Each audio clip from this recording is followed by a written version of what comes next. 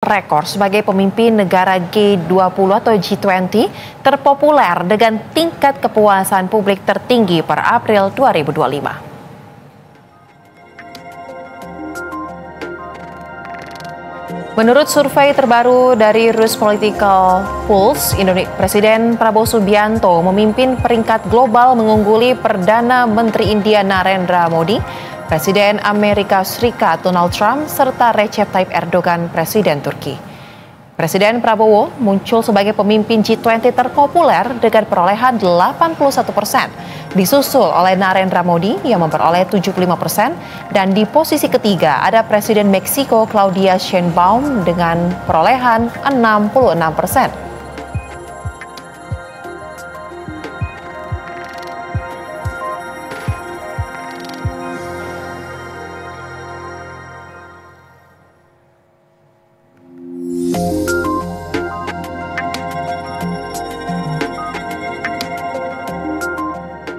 Presiden Prabowo Subianto menghadiri konferensi tingkat tinggi atau G20 di Rio de Janeiro, Brazil pada 18 hingga 19 November silam. Dan dalam agenda itu 19 negara serta Uni Eropa dan Uni Afrika membahas 3 agenda utama. Konferensi tingkat tinggi G20 atau G20 yang digelar di Rio de Janeiro, Brazil pada 18 hingga 19 November 2024 merupakan pertemuan tingkat tinggi kedua yang dihadiri oleh Prabowo setelah KTT APEC di Lima, Peru pada 15 hingga 16 November 2024. Dalam KTT G20 tersebut ada 3 agenda utama yang dibahas, yaitu pertama, inklusi sosial, kemudian reformasi global, dan keberlanjutan. Ada beberapa rangkaian kegiatan yang diikuti oleh Prabowo dalam KTT G20 Brazil, dan salah satunya adalah pertemuan bilateral dengan Sekretaris Jenderal PBB Antonio Guterres. Dalam pertemuan itu, Prabowo menegaskan komitmen Indonesia untuk mendukung PBB, termasuk dalam isu ketahanan pangan, pengentasan kemiskinan, pelanggaran HAM, dan krisis di Palestina, termasuk pengiriman pasukan penjaga perdamaian.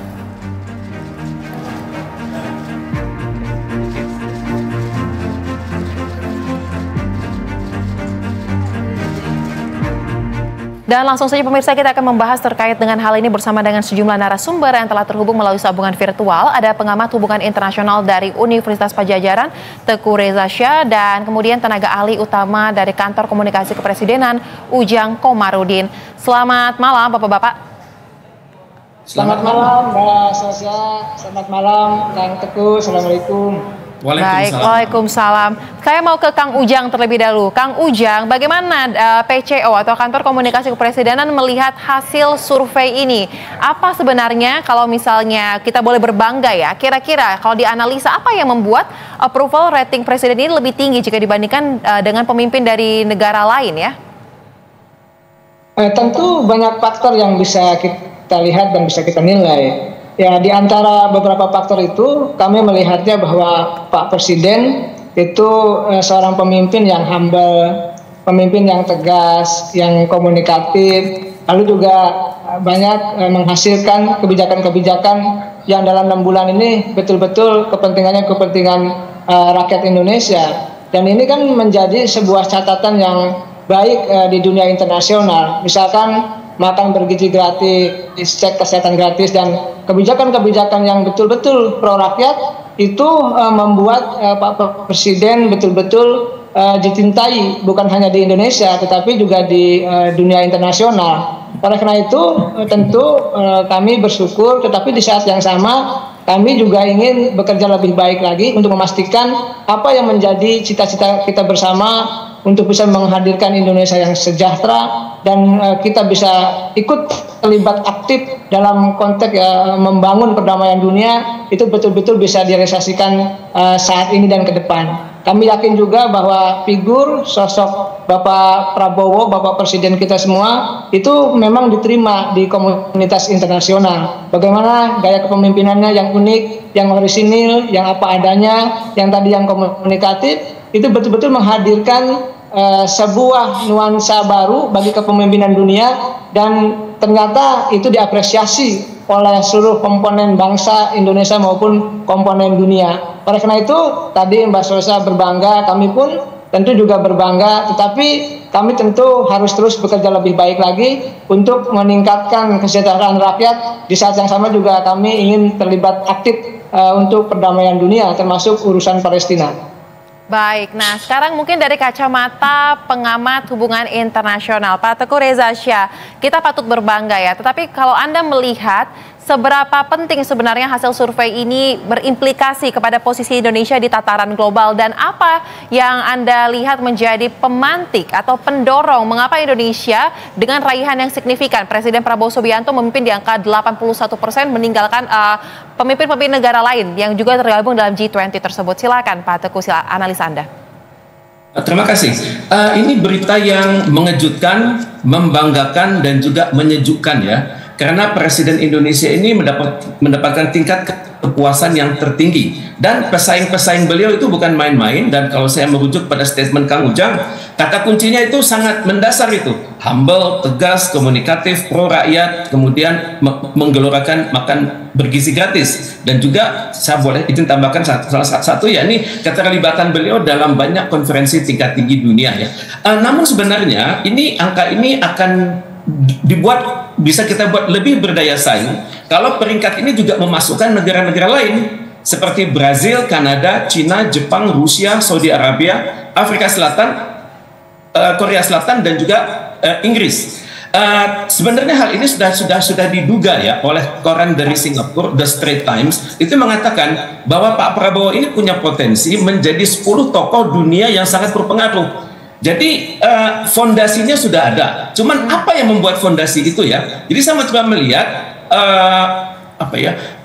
apa kata media massa asing, misalnya dari Global Leader Approval Rating Tracker dari tanggal 1 sampai 7 April tahun ini ya, dikatakan bahwa keunggulan Presiden Prabowo itu berasal dari kemampuan memerintah sesuai dengan janji kampanye, itu satu.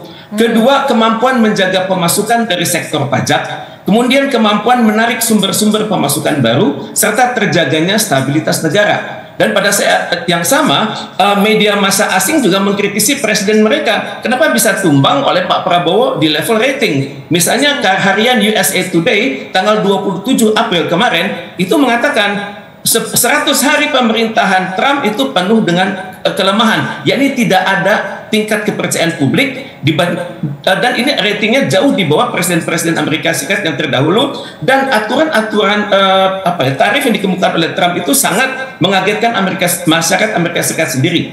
Kemudian juga India konon memiliki masalah yang sangat besar dan syukur tidak kita miliki, yakni bersengketa dengan tetangganya yakni Pakistan. Kemudian juga Turki memiliki masalah dengan resesi ekonomi dan penangkapan atas tokoh oposisi serta merebaknya demonstrasi di tingkat nasional. Sementara Meksiko tercatat memiliki angka kriminalitas yang tinggi dan ratingnya itu sangat jelek di sektor pembunuhan. Juga inflasi tahunan yang menaik. Kemudian Australia berada pada posisi yang repot, yakni perubahan ekonomi dia itu tidak menentu akibat pengenaan tarif 10% dari Donald Trump. Jadi kombinasinya adalah persis seperti yang dikatakan oleh Pak Kang Ujang dan juga data-data dikemukakan oleh media massa asing. Jadi intinya, marilah Indonesia kita berhati-hati menjaga stabilitas nasional dan menjaga kemajuan nasional agar tetap terukur. Seperti itu. Baik.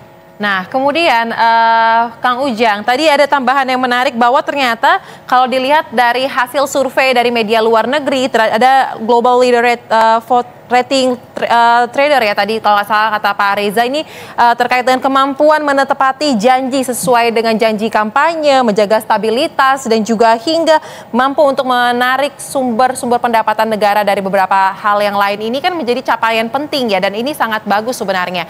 Kalau Pak Prabowo sendiri apakah sudah mengetahui bahwa ia mendapatkan perolehan ini, dan seperti apa responnya Kang Ujang? Pak Prabowo tentu sangat menghargai, menghormati apa yang menjadi hasil survei yang dilakukan oleh lembaga-lembaga internasional. Apapun itu hasilnya, yang positif, yang negatif, yang baik, yang buruk, itu tentu dievaluasi tiap saat.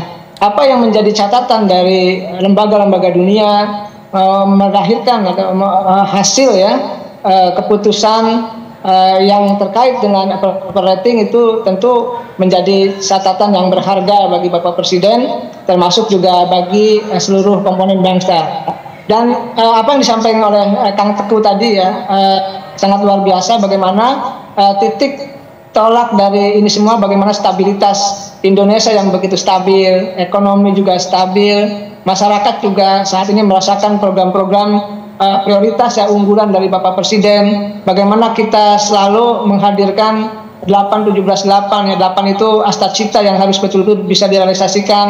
Lalu juga 17 program prioritas Bapak Presiden dan 8 program hasil terbaik cepat yang itu ketika dilantik hingga saat ini terus berjalan, terus membesar dan itu terus dinikmati oleh seluruh komponen bangsa. Jadi banyak memang catatan positif yang baik dari Bapak Presiden yang itu dinilai bukan hanya oleh masyarakat Indonesia, tetapi juga dinilai oleh seluruh komponen dunia. Oleh karena itu Pak Presiden menghargai apapun yang menjadi hasil dari survei dari lembaga-lembaga lain, baik di tingkat nasional maupun internasional. Apapun yang menjadi penilaian publik, baik di domestik maupun di dunia internasional, itu adalah catatan-catatan bahwa Pak Presiden ingin bekerja lebih baik lagi, ingin lebih mensejahterakan masyarakat lagi, tentu ingin perdamaian dunia yang khususnya itu bisa terjadi. Dan Indonesia harus terlibat aktif untuk menciptakan perdamaian itu. Karena bagaimanapun Indonesia negara besar, negara yang terus menatap masa depan Indonesia dengan optimis, di saat yang sama juga menatap dunia dengan perdamaian ke depan. Karena bagaimanapun situasi nasional, situasi domestik, situasi Indonesia itu terkait dengan situasi di dunia. Oleh karena itu penilaian dari masyarakat internasional, termasuk survei dari lembaga internasional, itu juga terkait dengan persoalan-persoalan di dalam negeri. Di dalam negerinya yang aman, yang kondusif, tadi ekonomi stabil, Pak Presiden bisa menghadirkan janji-janji kampanye langsung bisa dirasakan oleh masyarakat Indonesia. Itu tentu membuat Pak Presiden mendapatkan nilai yang baik di mata dunia internasional. Tadi Pak Kang Teguh juga mengatakan Pak Presiden Prabowo terlibat aktif ya, mengikuti, menghadiri konferensi-konferensi di internasional. Dan Pak Presiden kan banyak menguasai bahasa asing ya.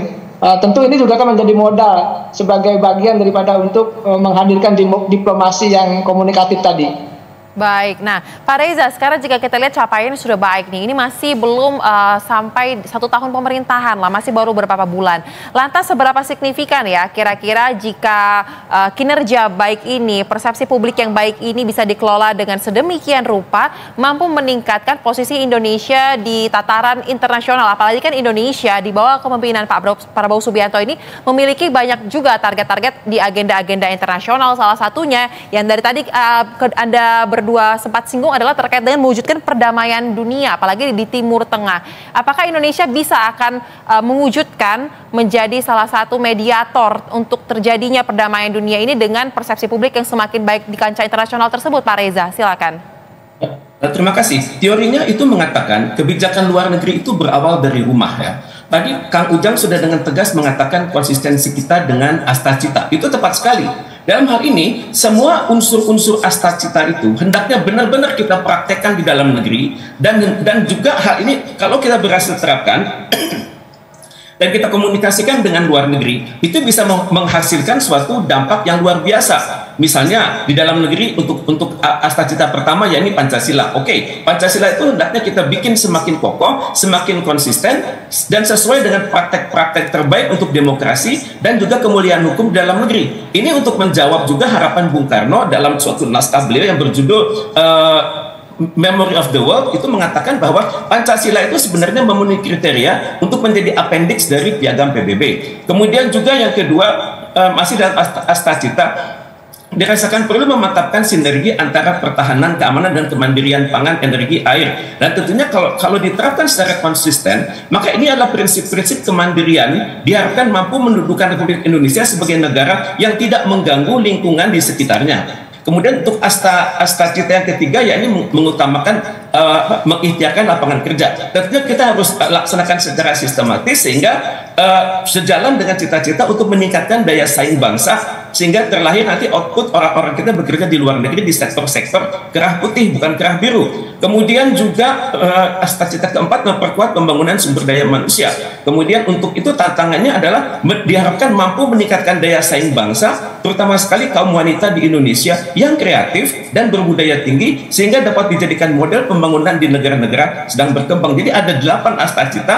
Kemudian jadi intinya adalah sepanjang kita mampu menerapkannya secara konsisten, diharapkan itu dapat menjadi suatu panduan dalam kita berinteraksi ke luar negeri. Tapi tentunya kalau kita berbicara dalam konteksnya G20, maka diharapkan dengan modal pembangunan politik yang kuat di dalam negeri, demokratisasi, pembangunan ekonomi yang indikatornya terukur, itu diharapkan kita bisa mendukung G20 ke depan, karena G20 itu masih banyak memiliki tantangan, dan kami berharap Presiden Prabowo bisa menjadi lokomotif yang kaya dengan ide-ide, misalnya dalam menghadapi pelambatan dalam pertumbuhan ekonomi, karena dikhawatirkan kalau tidak hati-hati G20 ini tidak mampu melewati perkembangan sebelum pandemi. Kedua adalah masih adanya ketimpangan dalam tingkat pembangunan. Kalau tidak hati-hati, belum jelas apakah diperlukan intervensi kolektif dari G20 itu sendiri. Kemudian G20 masih menghadapi tantangan sulitnya pemulihan pasca COVID-19. Jadi dalam hal ini belum kunjung berhasil. Jadi saya sangat berharap Presiden Prabowo setelah memantapkan kondisi dalam negeri terus mengkomunikasikan pencapaian dalam negeri tersebut dengan dunia internasional. Beliau bergerak lebih jauh, jadi menjawab tantangan-tantangan G20 ke depan. Dan saya berharap kalau kita konsisten dalam hal ini, maka tidak mustahil Indonesia dapat menjadi kekuatan besar untuk melakukan reformasi di di Dewan Keamanan PBB yang selama ini sangat tidak demokratis. Dan untuk itu kita berharap PBB yang semakin demokratis dapat membantu dunia untuk menciptakan suatu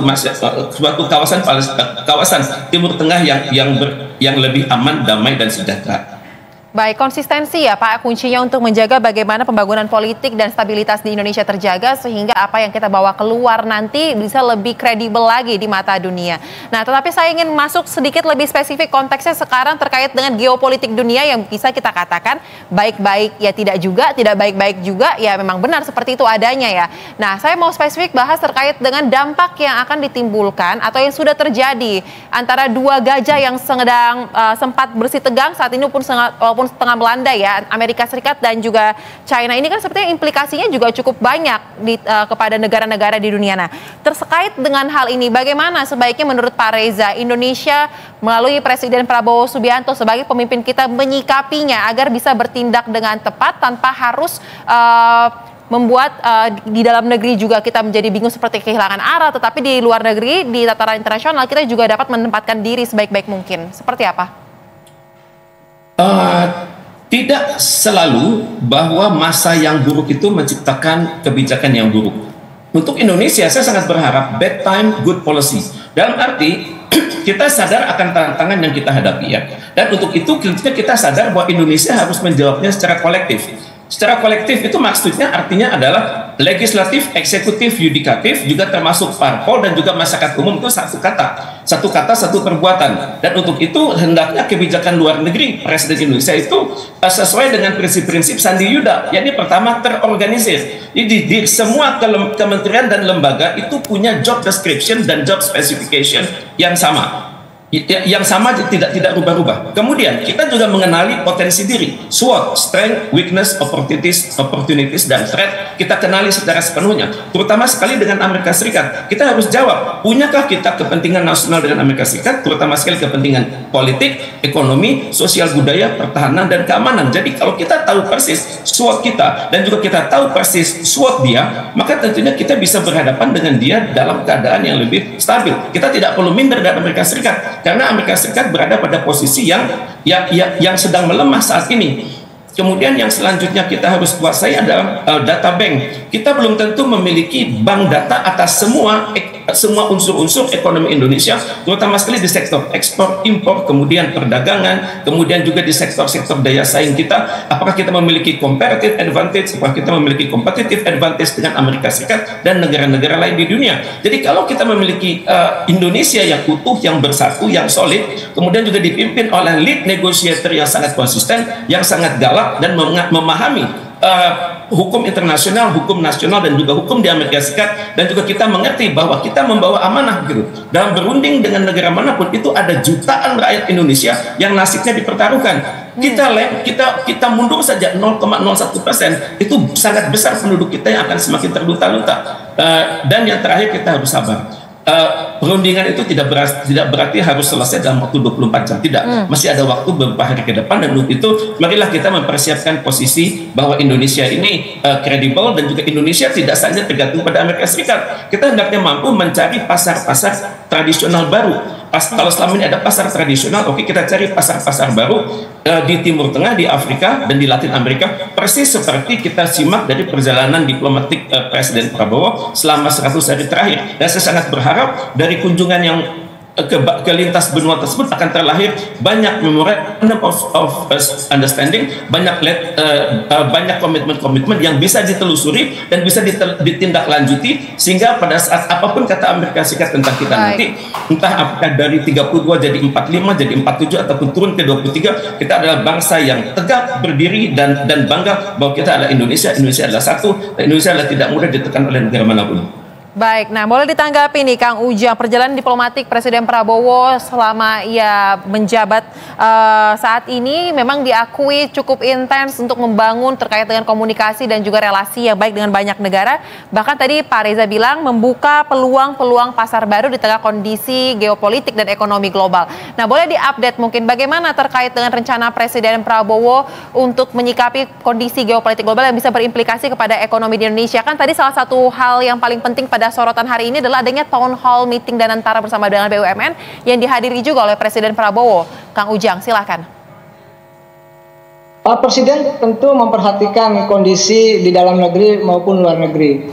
Semua dikalkulasi berdasarkan kepada data-data yang objektif, yang rasional terkait dengan persoalan ekonomi, persoalan politik, persoalan pertahanan keamanan, dan persoalan internasional. Kami meyakini apa yang dilakukan oleh Bapak Presiden, mendirikan Danantara, mendirikan Bank Emas, dan lain sebagainya, itu menjadi bagian yang tidak terpisahkan bahwa Bapak Presiden ingin mensejahterakan rakyat Indonesia, bahwa Bapak Presiden ingin Indonesia menjadi negara yang dihormati, yang dikagumi oleh negara-negara yang lain.